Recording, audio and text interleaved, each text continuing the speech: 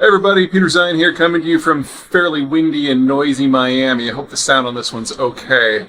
The news that you can use this week is that the Chinese government is considering putting export bans on certain types of solar panel manufacturing, specifically the ability to make the wafers and scale ingots that go into certain types of silicon panels. Some people are saying that this is a retaliation to things that the United States has done recently with semiconductors. I don't think there's a direct link here. A couple things. First of all, when you think of technology and you think of China, those two words only go together in the word manufacturing. The Chinese do not have a history in really any industry or subsector of being the innovators. They've got the manufacturing plant because they've used a mix of labor and security and scale in order to become the dominant player in a lot of sectors. Solar panels are one of those.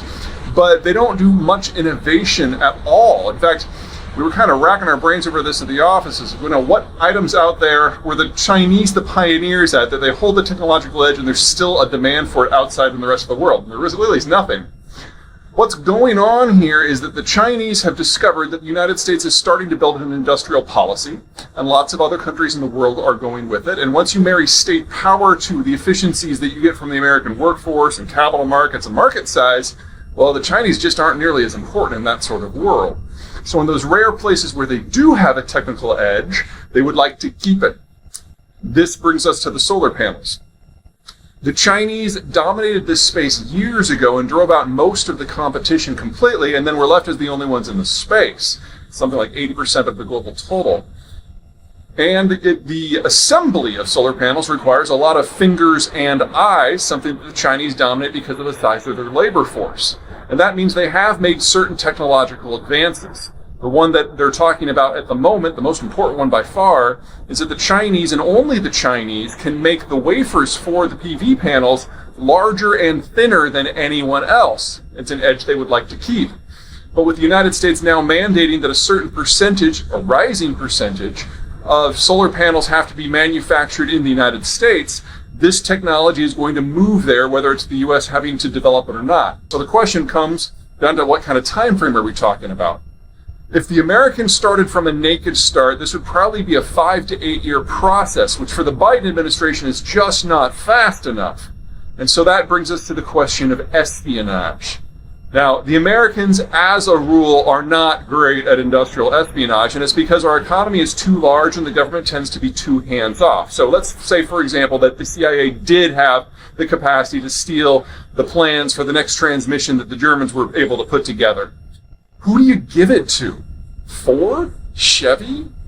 It doesn't work that way here because we would have to choose sides on everything. Our economy is too big. There just aren't a lot of sectors where we only have one significant firm. But that's not the case in most other systems where you have national champions, in part because of technology theft. The three countries that would be most likely to go after this are three countries that, after China, are the biggest thieves of technology in the world. And that would be France, South Korea, and Israel.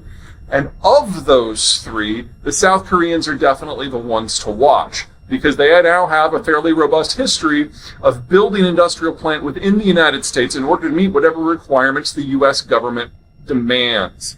So I can absolutely see a future where either the Biden administration breaks with long-standing policy and actually gets intelligence professionals involved in technology transfer against the wishes of the home country, or more likely, the South Koreans have already stolen the stuff and they're already negotiating with the Biden administration on how to build stuff on our side of the border in order to get the Koreans concessions in other economic sectors, which is something they would direly love anyway.